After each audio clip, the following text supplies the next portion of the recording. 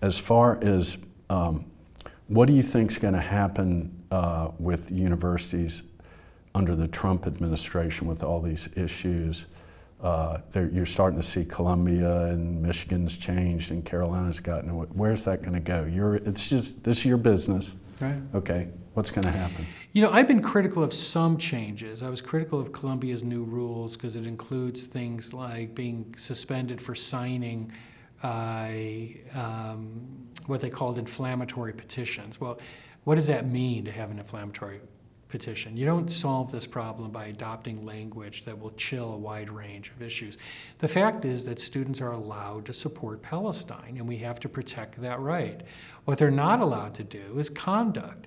So going into the Hamilton building in Columbia and occupying it is conduct. Trashing that building is conduct. Assaulting a janitor is conduct. All of that can and should be subject to discipline. I've said for years that this business about deplatforming and shouting down speakers is not free speech.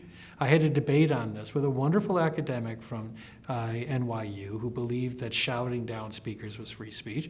It's not. It's the antithesis of free speech, but most importantly, it's the antithesis of higher education. If you go into an event and shout down a speaker, you should be suspended.